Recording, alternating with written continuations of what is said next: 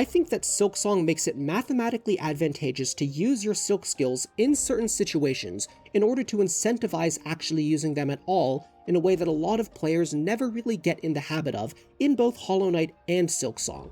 Now, when I say there's an incentive, I mean that in certain situations, when you have a choice of whether or not to use your Silk skill, the game makes it so the choice of using it offers more advantages than it normally would, but that doesn't mean that you felt incentivized to use them.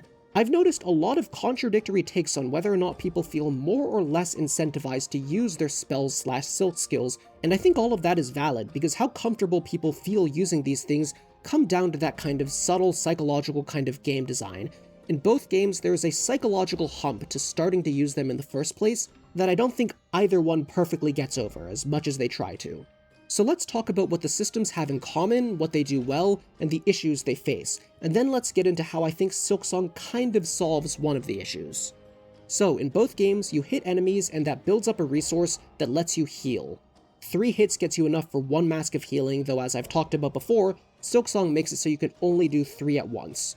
Now, in addition to that, you can also choose to use some of that resource to use a spell, which then does damage, often at a range or with AoE, or giving you some invincibility in the process. But the trade-off there is that by using up some of that resource, you don't have as much to heal with. Now, there are 2 reasons to use that resource anyway. The first is when you're hitting the enemy enough that you have a surplus of that healing resource, of your soul. This is to reward players who are playing well.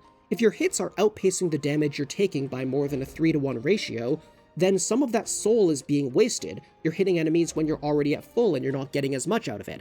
In those situations, you could use a spell, use some of that soul to get more damage, and you'll be at full again before you even need to heal. Now, the second situation is that even when you're in a risky situation, even if you're struggling with a fight and you aren't actually getting hits in 3 times more than you're taking damage, you can still use your spells to make the fight end faster. The damage is honestly insane enough, especially in Hollow Knight, that even though your health is going to go down gradually because you're not using that soul for healing, you're still going to end fights faster to the point that they die before your health hits 0. Now, I think those are both good reasons to use your spells in Hollow Knight, but a lot of players don't anyway, and I think there are a few reasons for that. One, you might just enjoy the melee combat so much that you don't really want to feel like you're using the really strong options to make it go away faster. I think a surprising number of people feel this way, and that's totally valid. Keep doing it. However, I think there is also a group of people who think they are like that, when in actuality, they haven't fully tried the spell system enough to actually tell that they would have more fun with it. And there's nothing wrong with feeling that way. I think it's a critique of the game's design that it doesn't help those players realize they would have more fun using spells, but that said, they're just not having an optimal experience. Now, another reason you might never use spells or use them very rarely is because it just feels bad to waste a resource you might need for healing. These games are hard. You can die just off of a few mistakes. And because of that, I feel like a lot of players really want to make sure they keep all the soul they can just in case they need to heal. They're still going to fight actively. This doesn't necessarily mean a passive playstyle, but it means using your soul passively while you might be more active with your nail. These players, I think, know that they're kind of wasting their soul surplus by not using it for spells, but they don't do it because they prefer the safety of having the guarantee that if in the next second they take a ton of damage, they know they'll have enough to heal as much as they can. Now, because people have that tendency, it's very easy to never get in the habit of using spells, and I think this is honestly the biggest problem, because all the playstyles are valid. It's fine to rather play it safe or rather just rely on your nail. The game wants you to have all of those choices. Those are supposed to be some of your options. But again, the problem is the people who would be having more fun using spells, but just don't get into the habit because they're worrying too much about playing safe, and the game never kind of gives them that on-ramp to sometimes using spells. The choice should be about weighing between 2 options, and sometimes recognizing that the risk-reward is favorable to you if you want to use a spell, even if you're mostly trying to play safe. But because people never get in that habit, they just don't consider that option at all, because in a game that's as fast and precise as this, even just pressing the button when it's a good time to use your vengeful spirit is kind of a habit you have to build. It's kind of muscle memory you need to have. When you're in the thick of a fight, you just never might think of it, even if you started the fight thinking you want to use your spells more. Now, Hollow Knight wants you to use your spells anyway, and it has a few ways it tries to teach you to. For instance, when you first get the Vengeful Spirit, the Balder enemies, which also block you from getting into Green Path. You basically can only beat them by using your spells, unless you use some very obscure speedrunner techs, but it doesn't really teach you to weave spells into your playstyle naturally. Now the other thing I think Hollow Knight does, which I do think is good design, is the soul vessel system. The soul vessels increase your soul capacity, overall doubling it when you get all of them, but you can't directly use the soul you have stored in your soul vessels. You can only use the soul that's in your main storage, then there's a little delay before the soul in your soul vessels refills your main storage. Now this kind of seems like a nerf, it means you can use your soul less freely, but I think this actually serves to make you more comfortable using spells. It segments your healing into chunks of 3. You can't heal more than 3 in a row without having to wait a little. Most of the time in the game, you kind of can't go for more than 3 heals in a row anyway, but what this does is it makes you think of your soul in chunks of 3. You think, okay, the most I'll probably ever heal in a row is 3, and then by the time another healing window comes up, then I'll probably have hit the enemy more by then anyway, so I'll have the soul for that then. And this means that any excess soul you have in your soul vessels, you are effectively safe to use for spells. And this is a good system, I don't really have any complaints with it, I just think it's not quite enough, because I know a lot of players who just pretty much only use their nail, and I know in my first playthrough of Hollow Knight, I pretty much only used my nail. When I was going through Godhome on that first playthrough, I still pretty much only used my nail. It was only when I very recently replayed the game in preparation for Silksong that I started to really actively use them. So I don't think there are any huge problems with Hollow Knight's system, and honestly, maybe the developers were satisfied with that. Maybe they wanted spells to really only be something you start using when you start pushing the game further. That's fine, but I think it leaves a problem that Silksong did want to try and solve, or at least ease. And it kind of did this, but to be clear, Silksong gives advantages and disadvantages to a spell-based playstyle. Of course, a Silk skill playstyle, but they're the same thing, okay? They're the same thing. Silksong has the same fundamental design underneath. It still feels fundamentally risky to use the resource that you could use on healing for more damage, but it rewards playing well. Yet it's just hard to get in the habit in the first place. Now, one of the advantages Silksong offers is that by bundling heals into 3 even more explicitly, you can now firmly feel like you have a heal locked in. You can feel safe using your excess Silk to use a spell, knowing you have a heal ready. Now the disadvantage to Silksong's system, and I think it's a big one, which I think is why a lot of people in the early game just feel like they can't use Silk skills at all and might get into that habit for the whole game, which is a shame, is that at the start of the game you don't have any extra spools. Your heal takes your entire Silk gauge, and that means that if you want to play safe, no spell use is allowed at all. In Hollow Knight, at least you can kind of divide it up mentally even before you have extra soul vessels and think, okay, I want to always have enough soul for 2 heals, but if I'm at full, then I can use that one for a spell. Silksong does not allow that at the start, and that does make it feel a lot harsher. Now of course, you don't have to use it, you can play a little more risky and just use your spells anyway, but I think that makes the problem that Hollow Knight had even worse. Now with all of that said, I think Silksong does some good things to actively incentivize skill usage once you're midway through the game, and I think a lot of people don't necessarily realize this is the case, and that is because the Silk Heart mechanic, but it's not for the reasons I initially thought. Now I think what I am going to talk about is probably something some people are already aware of. I just think this is interesting to talk about, and I want the people who haven't realized this to be aware of the option. Now my initial reaction to the Silk Heart mechanic was that, oh, if I have regen, then I can just rely on that regen and use a spell whenever it regens to enough for a spell. Which also, that's 4 rather than 3 in Silksong, which I don't think actually matters as much as you might think as a nerf, and honestly spells were so overpowered in Hollow Knight that they deserved a little bit of a nerf honestly. But anyway, I don't think it's really a viable playstyle to stay at low Silk all the time and just use your spells as soon as you've gotten the regen. It is just way too risky because you're not saving up enough for a heal, and even if you can sometimes get away with that, I think most players just would rather feel safe during a fight. Now in addition to that, let's say you're a good enough player that you can get away with not worrying about healing. Well, at that point, you're probably playing so actively and aggressively that you're building up that Silk anyway without the Silk Hearts, so it probably advantages you a little bit, but it's a subtle change in DPS at best. No, I think the reason that the Silk Heart mechanic advantages you is actually about careful, safe play without just solely hoarding your Silk.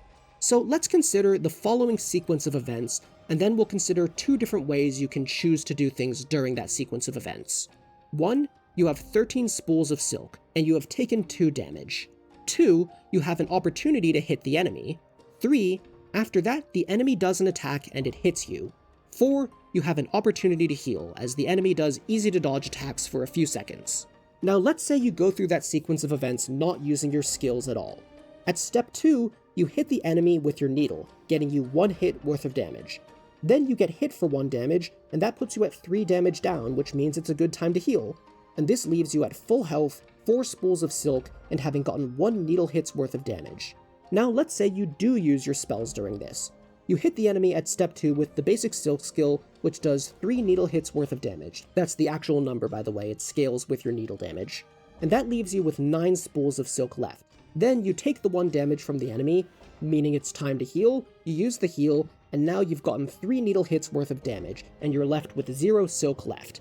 Now if this was Hollow Knight, that's just the basic trade-off of whether or not you want to use your spells. You could save your resource for the next heal, or you could go for the spell and be a little more risky for more damage. But this is Silksong. You have the silk heart mechanic, which means, depending on how many silk hearts you have and if you're using the Weave Light charm, now you're starting to regenerate some of that silk because you're at 0.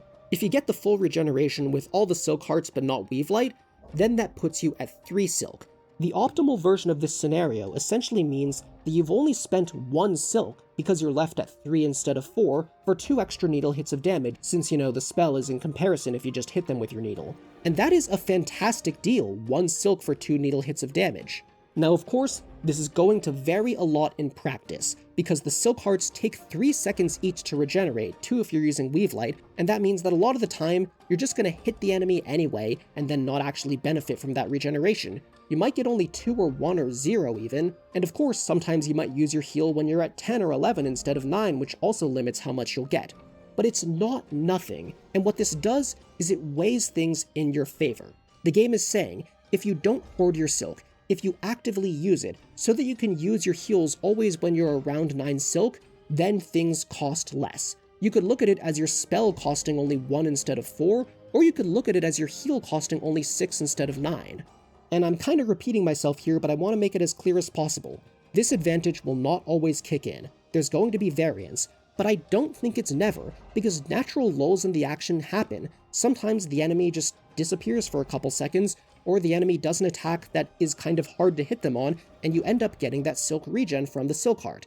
And also, of course, this is a much bigger effect the later in the game you are because you'll have more silk hearts. This is a subtle effect at the start. But I kind of like that because it's the game making you get more powerful and feel subconsciously more comfortable using your silk skills the further you get in the game. It means that it's encouraging that playstyle more than more the better you're getting. And honestly, I think if the regeneration was faster, it would be overpowered. If it was so fast that you could rely on it alone to use your spells, then it would be busted. It would actually warp the game's balance in a bad way, I think. Instead, it's there as a subconscious reward. It just means that if you're doing the game's optimal encouraged playstyle, then it rewards you, it makes it so you're better off, and you might not even realize it's happening, but you just get through situations and think, that playstyle actually went pretty well, maybe I should do it more. And of course, it was assumed in the scenario that I described that you're going to get hit, that you're going to use that heal. Now you might say, if you don't get hit and don't use the heal, then you don't actually get the benefit from the silk hearts. But you don't need to get that benefit. Because you know that they're there, that you know that you have that safety net, you're going to end up using your silk skills way more often. You're going to have a way bigger DPS increase than that thing I described of like 2 extra nail hits for 1 extra silk, because it encourages you to actually use your silk at all. And of course, we also can't directly compare it to the damage you'd get from your needle, because silk skills have AoE or range or invincibility to help you get through certain attacks safer. And finally, Hollow Knight could not have a system like this, because if Hollow Knight made it so you could regenerate enough soul, and also, King Soul is not relevant to this. King Soul is expensive, it is very slow, and you only have it for a short time, and you don't have to comment, oh yeah, well what about King Soul? King Soul means there's soul regeneration. Like, no, it doesn't matter. Point being, if Hollow Knight made it possible to regenerate enough soul for 1 spell, you could also use that for a heal, and that would be really overpowered. That would really warp Hollow Knight's balance and playstyles. That would take away from the fact that if you want to heal, you have to earn it by playing actively and hitting the enemy, something that's still there in Silksong because the Silk Hearts don't even get you halfway to a full heal. The healing being bundled into 3s is why the game can have this subtle nudge that rewards a silk skill heavy playstyle where you actually manage your silk rather than hoarding it. Now, there's two last things I wanted to talk about. I wanted to ask a question about what people think of the tool system, and I wanted to talk a bit about what this channel is, and I'll do that one first. So this is actually my second channel, and my main channel is one I mainly use to talk about the manga One Piece, other than one video that's about an indie game that kinda happened for funny reasons, I don't know. Anyway, in particular, my One Piece channel is mostly used to analyze the paneling of the manga, but I also talk about some other things which I think led to some of my best videos, so check it out if you're interested. I am not making videos for that channel right now, but I sometimes still just want to yap about something and put it out there in the world, and so I decided to start using this second channel for that kind of video, where I just have something to say, and that's what led to these Silksong videos on this channel that you have seen, and it's pretty cool that they did so well. So I'm probably going to keep doing more videos on Silksong because I really like the game, but this is my, put up whatever I just feel like making channel, so there could be anything. I have a take on Deltarune that I've been meaning to put up here that'll probably be pretty long, though it'll probably still be unscripted.